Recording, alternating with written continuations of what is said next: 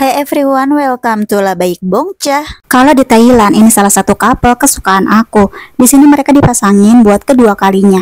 Jadi ceritanya soal cewek bernama Promuk atau Mok dan cowok bernama Lan. Keduanya pernah nikah waktu remaja buat menangkal nasib buruk Lan. Tapi Lan mencapakan Mok karena tertarik sama cewek lain. Beberapa tahun kemudian, Mok dan Lan gak sengaja ketemu di sebuah klub di Korea, di mana Mok menjadi DJ, tapi Lan gak ingat kalau Mok itu cewek yang pernah dia nikahi. Ketika Lan mencoba godain Mok, Mok teriak kalau Lan itu orang mesum. Lan sempat dikejar beberapa orang yang dia kira petugas keamanan. Seorang pria bermasker hitam mencoba mencelakai Lan. Lan akhirnya berhasil kabur namun tangannya tertembak. Kemudian Mok membantu Lan menyelamatkannya dari kematian. Mok akhirnya mengkis Lan untuk mengecoh pria itu.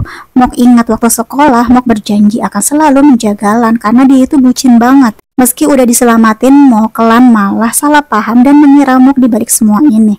Mok menjadi kesal dan menendangnya. Mok curhat ke temannya dan mengaku dia mengenali Lan dan ingat bahwa Lan adalah cinta pertamanya.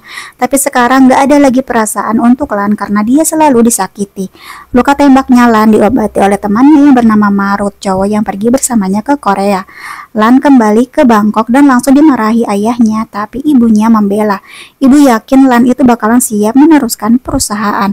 Lalu datang kakaknya Lan yang cewek bernama Lak bersama suaminya untuk ngomporin, sehingga suasana makin panas. Ibu lalu memegang anak kesayangannya dan sadar kalau Lan demam tinggi. Ibu juga nggak sengaja menyentuh luka tembak di tangan sehingga Lan kesakitan. Tapi Lan pergi begitu saja menuju kamarnya. Waktu dia naik tangga, kepalanya terasa berputar-putar. Akhirnya Lan pun pingsan di tangga. Ibu dan ayah buru-buru menghampiri Lan dengan perasaan panik yang luar biasa. Mendengar penerusnya tertembak dari Marut, ayah marah dan sangat kesal. Dokter bilang Lan kena infeksi dan demam, ditambah lagi dia kurang tidur. Orang tua Lan ini kocak juga ya, jarang banget di drama ada orang tua tajir tapi lucu. Ibu sampai nangis-nangis mikirin nasib anaknya.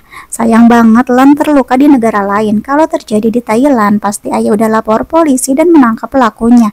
Ibu heran kenapa Lan selalu ditimpa sial. Kilas balik waktu Lan masih sekolah, dia juga pernah masuk rumah sakit dan hampir meninggal. BTW yang meranin Lan waktu remaja juga gemes banget loh. Ayah bilang pria keras kepala kayak Lan pasti baik-baik aja. Kakak Lan juga setuju dengan pernyataan ayah. Tapi ibu malah marahin kakaknya karena ibu begitu sedih melihat anak kesayangannya sakit. Fix lah si Lan ini dimanjain banget sama emaknya. Tapi malah jadi lucu sih. Orang tuanya Lan inget sebuah ramalan di zaman dulu kalau anaknya yang punya elemen api lemah dan membuatnya rentan sakit.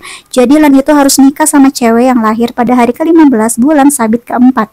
Dengan begitu mereka akan saling melengkapi. Akhirnya mereka ingat kalau Lan pernah menikah dengan Mok, tapi itu udah lama sekali. Dan ibu punya ide, ibu pun menyelipkan foto pernikahannya ke bantalan sebagai jimat pelindung. Ayah malah berdoa bim salah bim dan mohon supaya anaknya cepat sembuh dan membelai-belai kepala Lan. Ibu sampai heran sama kelakuan suaminya ini. Lan yang masih tidur di rumah sakit, tiba-tiba ada pria yang mau membunuhnya waktu dia tidur. Namun Lan tiba-tiba bangun dan menangkap tangan pria itu. Tapi pas dia sadar 100%, rupanya itu adalah tangan ibunya. Kilas balik ternyata itu bukan mimpi. Pria itu beneran datang buat ngebunuh Lan. Lan cukup gercep dan melawan si pria, tapi Lan kena tempeleng sehingga Lan pingsan lagi. Waktu si pria mau melanjutkan aksinya, dia mendengar suara orang tua Lan dan dia pun langsung kabur. Ibu merasa putranya membaik karena foto pernikahannya dulu, dan si pelaku itu ternyata orang suruhan Lak, kakak ceweknya yang merasa orang tuanya itu pilih kasih. Sedangkan Lan sendiri sebenarnya rela kalau kakaknya yang menjadi penerus, karena dia itu masih mikirin siapa dalang dibalik percobaan pembunuhannya.